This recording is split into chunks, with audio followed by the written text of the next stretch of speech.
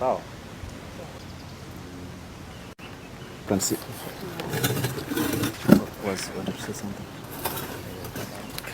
Let carry your candle, run to the darkness, seek out the helpless, confused and torn, and hold your candle for all to see. Take your candle, go light the world. Take your candle and go light your world. The National Nurse Association of Kenya and other professional organizations and the medical fraternity at large is mourning the demise of one of our colleague, Marian Awor Adumbo, who passed away yesterday, 2nd August 2020, from COVID-19 complications, leaving behind a baby boy who is slightly over a week old. Our comrade, who was a dedicated nurse working at Rachuonyo Sub-County Hospital, was admitted at Homabay County Hospital with flu-like symptoms in pregnancy, where she tested negative for COVID-19 about more than a week ago. She developed breathing complications and was transferred to Kisii Teaching and Referral Hospital, where another test was done and the result was positive for COVID-19. It's important to note that at Homabay County Hospital, she tested negative, but on admission to Kisii Teaching and Referral Hospital, she tested positive for COVID-19. During her stay at the Kisii Referral Training Hospital, Marian gave birth to a baby boy while still on critical care on 27th July 2020. But unfortunately, on 2nd August 2020, her condition worsened, and sadly, she passed away at around 4 p.m. yesterday. We have lost another comrade who has left behind a child who will never be able to meet his mother, and this is very unfortunate to the medical and health care fraternity. Sadly, in a span of 5 months, we have lost 3 nurses who dedicated their lives to fight the COVID-19 for the sake of our country. And in respect and honor of Clifford Manyara Buria, a 58-year-old nurse anesthetist who was working at the Kitengela Medical Center, Mr. Moses Gitonga Ringera, 49 years old clinical nurse working at the University of Nairobi Clinic, and what happened yesterday, we lost Marian Awor, only 32 years, at her prime age, was working at Rachuonyo County Hospital. May their souls rest in eternal peace. May the Almighty God grant their families the strength and courage to overcome these difficult times. We will live to remember them as comrades, true heroes and heroines who fought for the best of our country, for the best interest of our country. Following these unfortunate incidents, we reiterate our statement issued on 22nd July 2020 over concerns of rising cases of COVID-19 amongst the healthcare workers. We have realized that county governments are not prepared enough to handle COVID-19. Our demands are still not met, and what we need is action and less words for the benefit of our healthcare workers and our people. As National Nurses Association of Kenya, we demand that both the national and county governments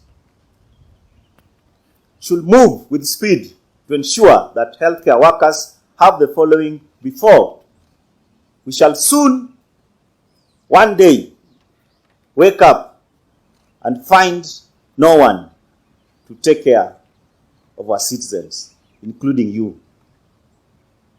At the pace we are going, we shall find no one, no healthcare worker, no healthcare professional at their places of work, not because they don't want to work, but because they are unable to work because they are sick. At the pace we are going, we strongly demand for the provision of adequate and quality protective equipments. These are songs we have sung since the COVID-19 broke out. It's unfortunate.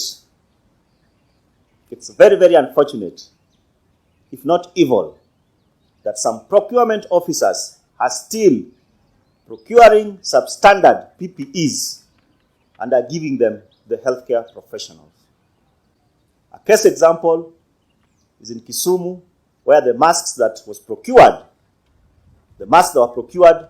by the county government, verified by the county government, but upon reaching the users, they were found to be substandard.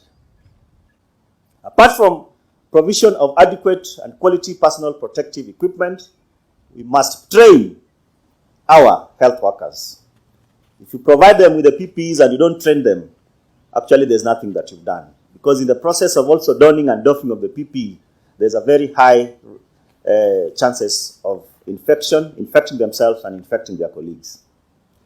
Number 3, we need to enhance adequate psychosocial support to all healthcare workers. Healthcare workers are not immune to the pressures that the country is undergoing today. They are also part of the society. They have families. They have friends. They are part of the community. We need to give them the psychosocial support so that we can cater for their mental wellness. Number 4, we must employ more health workers in all 47 counties. I don't know what the governors and the national government are waiting for.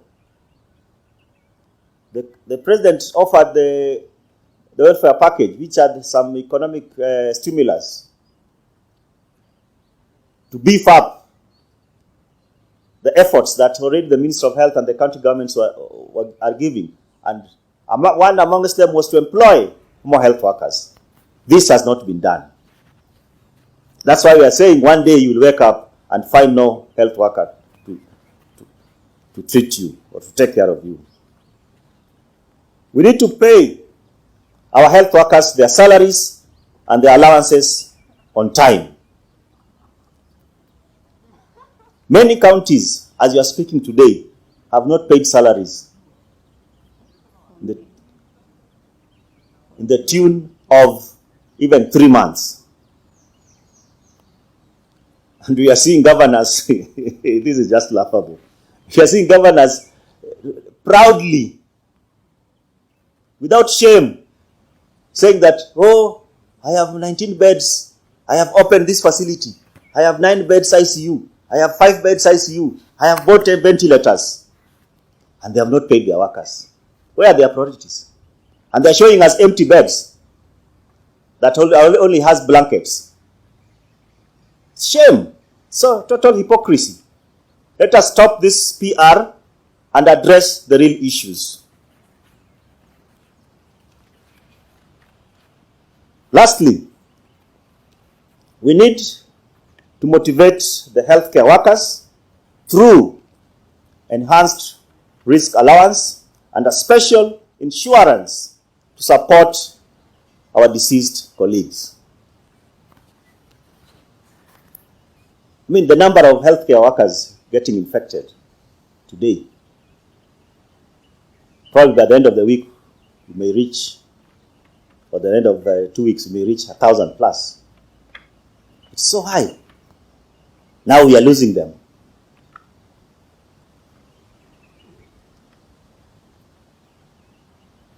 How can you lose health workers at that rate and you still pay them 3,800 as risk allowance?